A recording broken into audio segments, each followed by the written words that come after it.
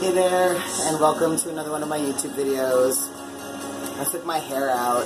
I took a shower and I put it up and I dried what was up, and then I took it down and I was like, whoa, am I gonna do a video with it huge and crazy like this? And then I was like, yes, queen, yes, that's exactly what you're gonna do. So anyway, I was gonna talk about my sort of top surgery today because people have asked me about it a bajillion times, and I've kind of talked about it here and there, but I've never done anything that's at least a video. I mean, I've written things before, but never anything on YouTube, nothing a video addressing it and talking about it. So after I came out, which was 3 months after my first kid was born, it was 6 years ago now,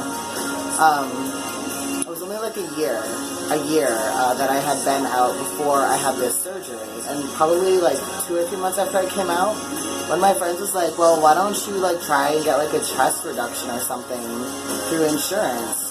Because I had a pretty large chest at that point, double, triple D size tit, something like that. And I mean, binding them helped a little, but I mean, not really, And that was a huge thing for me in terms of not wanting to start hormones, because I was I just don't know if I really feel comfortable doing that while I still have such a chest. And people make different choices, and that's definitely not how everyone feels about it, and that is to be respected, and that's valid. But I definitely, felt for me, I'm just gonna fuck with this constantly the whole time I'm talking, so deal. That was just something that I didn't want for myself. That was just gonna be too much for me, So I started the process, and it was really pretty easy. I went to my doctor, and I was like, look, I'm trans, and also legitimately these ridiculous boobs give me some significant back pain, so if you could just forward me on to a surgeon just for the back pain part, that would be great. And so I saw a surgeon, and the whole time I was doing the consultation, there were 2 consultations. Yeah, I didn't out myself. I just pretended I was a cis woman who really wanted this breast reduction, and I kept pushing for really small. But the surgeon was like, no, you don't want that. You want something proportionate. Blah blah blah blah blah. And I was terrified to advocate for myself more, because I know that if the insurance company thought that maybe the reduction had to do with trans-related issues, and that it wasn't just exclusively for this back pain issue, that my access to it could totally be taken away from me. And I don't know what kind of personalities I'm dealing with, and this surgeon guy that I'm consulting is, a wealthy white man, in his 50s, so obviously, that's not always the most inviting demographic, if you will. But then, I knew that he was only going to really reduce me down to a C, because he thought that this was the best thing for me, this person that he was perceiving as a cis woman. But then on the day of the surgery, I'm still thinking, I'm still going through with this surgery, thinking that, well, C's will be easier to bind down and make flat, but at the same time, I'm really disheartened by it, and I'm thinking this is so much effort to go through so I can be mostly as miserable as I am right now. So I guess that thought might have been what gave me the nerve, but as he was I already had the IV in, I'm half naked, standing in front of this dude with just basically just a gown around me in these little hospital underwear or whatever, and he's got a Sharpie and he's marking me up and he's telling me how much I'm gonna love my new little perky tits, and I'm like, you know what, actually, I'm trans, and I fucking hate them, they make me miserable, they make me want to die, and if you could just take off as much of them as possible and get rid of these ridiculous areolas, that would make me so happy. And he definitely looked surprised and taken aback, and he didn't really say a whole lot. I don't think he knew what to say, but the look on his face told me that I didn't need to be concerned. He just kind of gave me this sort of warm smile and nodded his head I can do that for you. And it was just the most amazing thing. So anyway, they put me under, they operated on me, and when I woke up, while I still had breast tissue, and I still have some breast tissue, it was a double A. It was training bra titties, so massive improvement. At some point I would like to be completely flat, but this is not bad where I'm at right now. It made me feel comfortable starting hormones. No one ever comments on it. You know? So I'm pretty okay with it. Like I said, I don't love it. I don't love my chest, but I'm pretty happy with the flatness. And he totally resized my nipples too. Like I used to have some big dumbass areolas, like some softball areolas, and now I just have like little quarter-sized nipples.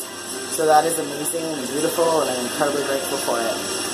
But because, and you know, who knows? Who knows how much would have grown back somehow, even if I had everything scraped off down to the muscle, like we do typically in a top surgery. Maybe that extra growth was why. But anyway, what I was saying is, so my doctor, my surgeon, after I came to from that surgery, he told me like you'll never be able to like, well, he said breastfeed, but I tried out.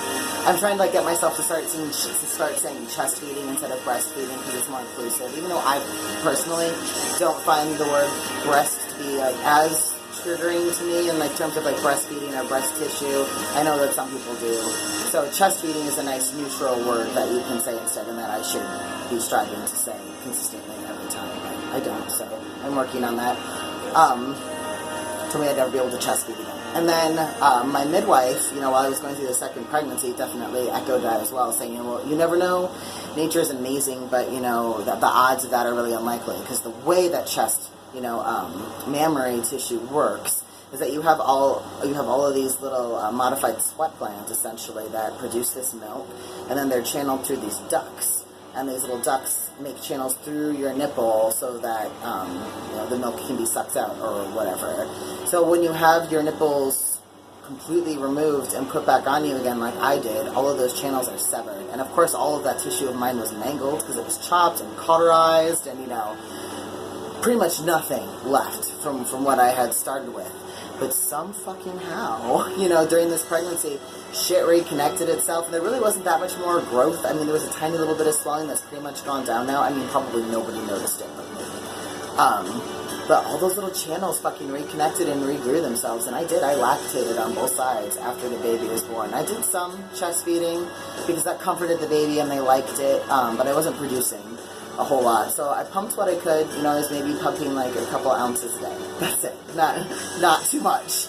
And I did that for like 3 or 4 weeks, and then I was just like, this is mentally not good for me. This is kind of fucking me up a little. But I wanted to do it at least for those 4 weeks because chest milk, especially the first stuff you produced, is, you know, colostrum. The colostrum's really, really important for new babies. And you also produce a ton of immunoglobulins that basically give your baby the first boost, I guess, for their immune system. So obviously they're not born without an immune system, but they're born very sterile in a lot of ways. They don't like have a biome on their body. That's why a lot of people, including myself, refuse to have their babies bathed when they're first born, because you wash off all of those protective, you know, good bugs that help keep your baby safe.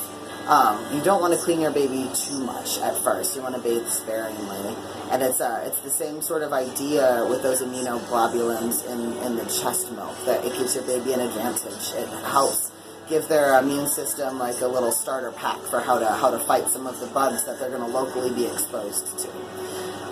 So that's really cool when you think about all the donor milk that baby is getting, because wow, how awesome that little immune system must be, right, from all of these different chest feeding folks in the area that they're getting this milk from.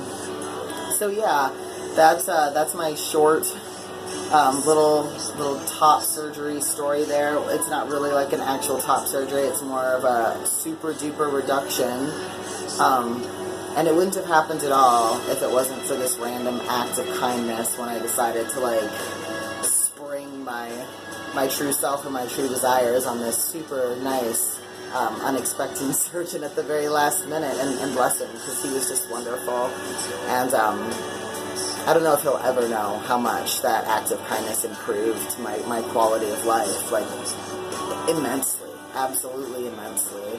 Made me feel confident to start with hormone replacement therapy. If I didn't have that top surgery, I sure as shit wouldn't have passed. But because I did, I was able to pass like within 3 months of starting hormones. And I mean, that was just fortunate. You know, that was just the way my body responded to testosterone, which was fairly quickly and fairly dramatically.